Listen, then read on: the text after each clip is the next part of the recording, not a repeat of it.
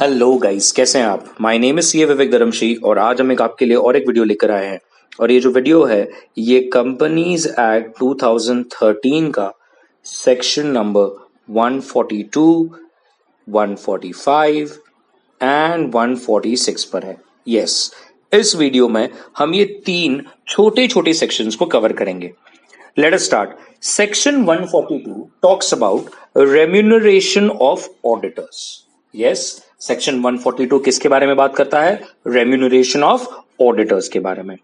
अब ये जब रेम्यूनरेशन जो वर्ड है इसमें क्या क्या आना चाहिए? तो फर्स्ट थिंग इज इसमें ऑडिट फीस आना चाहिए। जो ऑडिटर आपका ऑडिट करता है और जिसके लिए आप उसको अपनी सर्विस के लिए पैसे देते हो, तो उस रेम्यूनरेशन में ऑडिट फीस आना चाहिए। अगर ऑडिटर ने उस ऑडिट के लिए कुछ एंसिलरी खर्चे करे हो और कंपनी उसको उस खर्चों का रीइंबर्समेंट करती है तो वो खर्चे उसमें आ सकते हैं, इसीलिए वहां पर लिखा गया है रिलेटेड टू ऑडिट।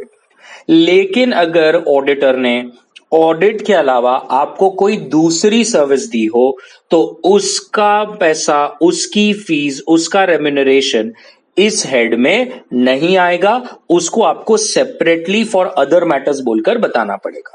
क्लियर है? सो यहां पर पहले सेक्शन 142 में ये क्लियर हो जाना चाहिए कि ऑडिटर्स रेम्यूनरेशन के हेड में क्या क्या आएगा। उसके हेड में सिर्फ ऑडिट फीस और ऑडिट से रिलेटेड एंसिलरी खर्चों का रीइंबर्समेंट आएगा। अगर ऑडिटर ने ऑडिट के अलावा आपको कोई दूसरी सर्विस दी हो तो उस सर्विस के लिए जो आपने पेमेंट करी है वो इसमें नहीं आएगा। क्लियर है? नाउ ऑडिटर, फर्स्ट ऑडिटर का जो रेम्यूनरेशन है ये कौन डिसाइड करेगा? It will be decided by board. तो जो फर्स्ट ऑडिटर अपॉइंट होता है उसका remuneration board of directors decide करेंगे।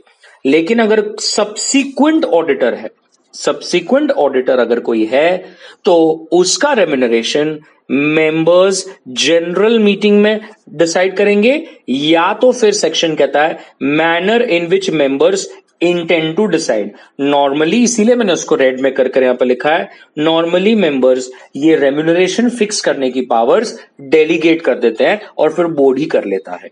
तो एक्ट में स्पेसिफिकली लिखा जरूर है कि सब्सिक्वेंट ऑडिटर्स का रेम्यूनरेशन मेंबर्स जनरल मीटिंग में फिक्स करेंगे, बट आगे यहां पर वो ऐसा लिख दिया और in any other manner in which the members decide. इसका नॉर्मल प्रैक्टिकल में मतलब है कि मेंबर्स ये पावर्स डेलीगेट कर देते हैं सो दैट बोर्ड अपने आप इसको रेम्यूनरेशन को डिसाइड कर ले।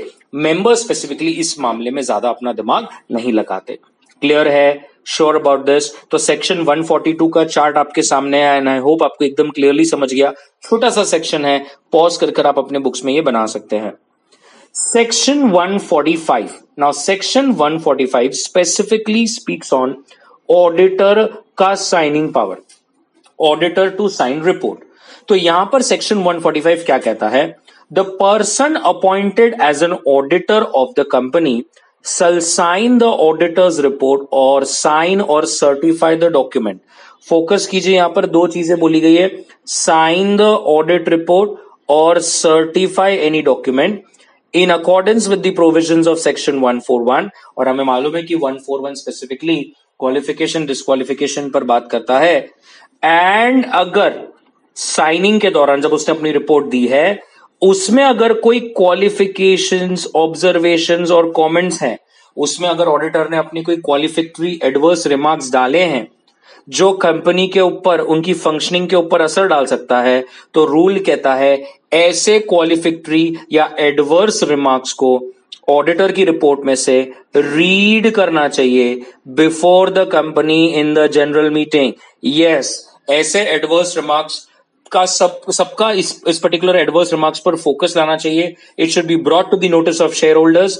इतना ही नहीं, रूल आगे ये भी कहता है and such remarks and such observations, comments should be open for inspection by any member of the company. मतलब मीटिंग के बाद भी अगर कोई उसे देखना चाहे, समझना चाहे तो वो देख सकता है, समझ सकता है, क्वेश्चंस पूछ सकता है।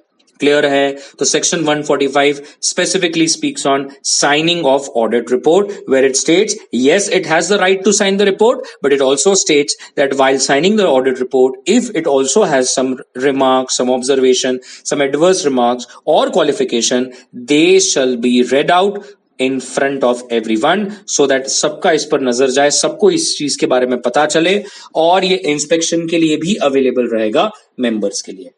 क्लियर है? That's the only thing that section 145 speaks about. And section 146 specifically states auditor का अधिकार, ऑडिटर का right about attending the general meeting. Yes, हम ये सेक्शन क्लियरली कहता है कि जैसे एक मेंबर को जो भी नोटिस मिलती है, जो भी कम्युनिकेशन मिलता है, वो सारी नोटिसेस और कम्युनिकेशन जो एक शेयर होल्डर को मिलता है, वो सारी नोटिसेस और communication auditor of the company को भी मिलना चाहिए। मैं एक बार फिर से रिपीट कर दूं, ये 3 लाइन का मतलब क्या है? जो भी नोटिस, जो भी कम्युनिकेशन कंपनी के द्वारा शेयर होल्डर को दिया जाता है, शेयर होल्डर को भेजा जाता है, शेयर होल्डर को पोस्ट किया जाता है, वो सारी ही नोटिस और communication with respect to meeting auditor को भी फॉरवर्ड करनी चाहिए। And unless otherwise exempted, it is compulsory कि एक तो ऑडिटर उस मीटिंग को अटेंड करे या उसके बिहाफ पर उसका कोई ऑथोराइज रिप्रेजेंटेटिव मीटिंग को अटेंड करे, और मीटिंग में जो भी शेयर होल्डर्स के क्वेश्चंस हो उसका रिप्लाई दे।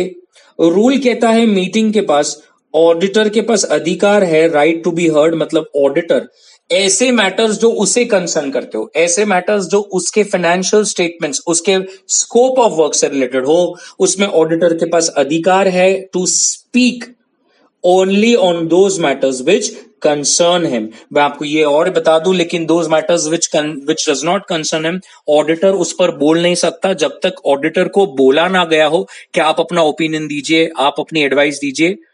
लेकिन ऑडिटर उन मैटर्स को सुन जरूर सकता है। मैं आपको यह भी क्लियर कर दूं, जस्ट बिकॉज इन ऑडिटर वो कोई मैटर्स पर वोट नहीं कर सकता। तो आप अपने चार्ट मेकिंग के लिए 3 चीजें बता दें, सुनना, बोलना और वोट करना। मैं ये पहले क्लियर कर दूं, तो वोट तो वो किधर भी नहीं कर सकता। सुन वो सारे मैटर्स कर सकता है, सुन सकता है, लेकिन he will speak on only those matters which concern him, only those matters which are related to his scope of work, which are related to financial statements. तो जो उसके रिलेटेड है वो बोल भी सकता है, सुन भी सकता है। जो उसके काम के रिलेटेड नहीं है वो सिर्फ सुन सकता है लेकिन बोल नहीं सकता, सब्जेक्ट टू कोई उसे कहे कि सर आप भी अपनी एडवाइस करें, तो ऑब्वियसली ऑडिटर बोलेगा। और थर्ड बात, वो मैटर उसके रिलेटेड हो या उसके रिलेटेड ना हो, just being an auditor the concern person does not have the right to vote. Sure about this? Pakka. So this was section 146 for you. I have explained 3 sections under 10 minutes. Section 142, 145 and 146. I hope you like this video. अगर अच्छा लगा तो please subscribe our YouTube channel. Thank you very much and best of luck for your studies. Bye bye.